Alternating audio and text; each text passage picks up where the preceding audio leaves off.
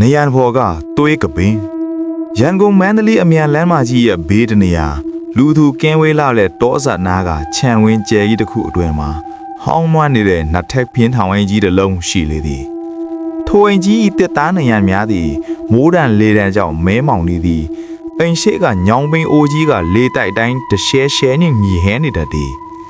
ထိုအိမ်ထဲသို့ကိုရဲတယောက်ပြောင်းရွှေ့လာသည်မှာတပတ်မြပင်မရှိသေးမြို့ပြရဲ့စူညာမှုတွေကနေဝေးရမှာစာရင်းချင်းအေးအေးဆေးဆေးနေကြတာကြောင့်ဒီအိမ်ဟောင်းကြီးကိုဈေးပပိုးနဲ့ငားရန်ဟဲခြင်းဖြစ်သည်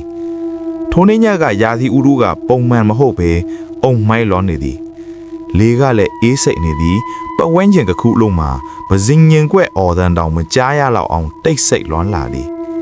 ကိုရဲတယောက်အပေါ်ထက်အခန်းထဲမှာစာရေးဖို့ပြင်နေရင်နယံကနာယီဟောင်းကြီးရဲ့တောက်တောက်မြည်တန်ကနှလုံးကုန်တဲ့နဲ့ပိုကျဲနေသလိုခံစားနေရသည်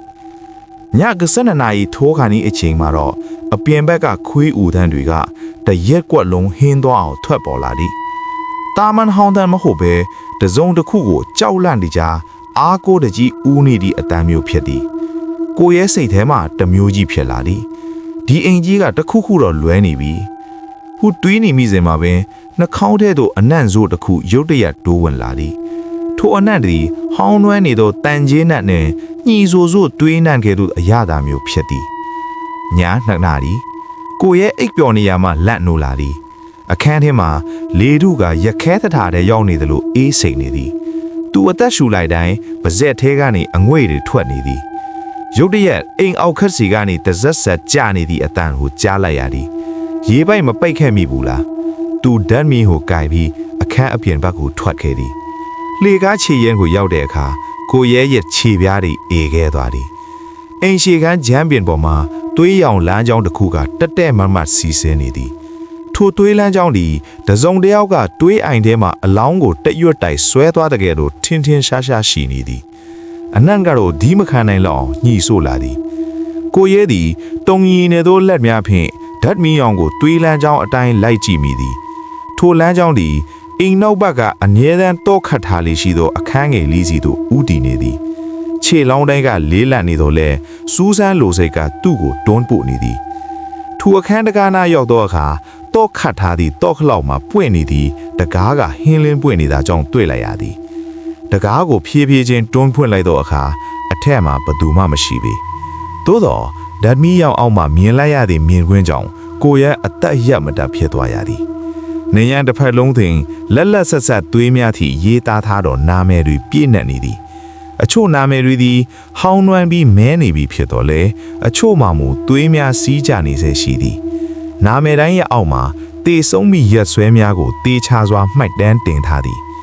ကိုရဲမျက်လုံးများပြူးကျသွားရမှာတော့နောက်ဆုံးမှရေးထားသောနာမည်ကိုမြင်လိုက်ခြင်းပဲ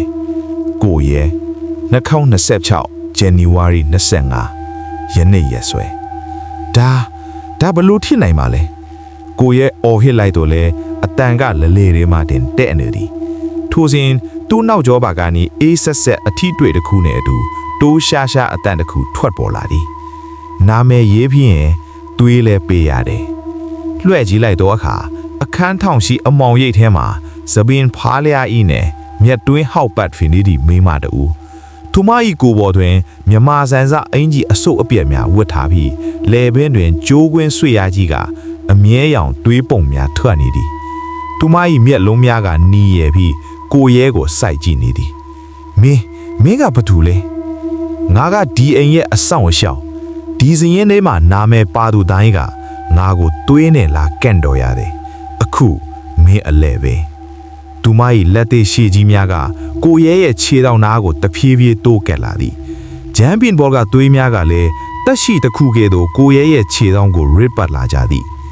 ကိုရဲသူ့လက်ကိုကြည့်လိုက်သောအခါသူ့လက်ချောင်းငယ်ကြားကသွေးများအလိုလိုစိမ့်ထွက်နေတာကိုတွေ့လိုက်ရသည်နညံပေါ်မှာသူ့နာမဲ့အောက်မှာစာကြောင်းတစ်ခုထပ်ပေါ်လာသည်လူတယောက်ထွက်ချင်ရင်တယောက်ဝင်ရမယ်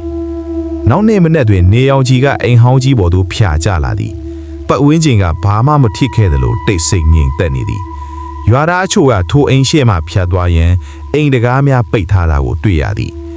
အိမ်အတွင်းပိုင်းနေရန်ပေါ်မှာတော့နာမည်အသစ်ထပ်တိုးလာသည်ကိုရဲဆိုသည့်နာမည်က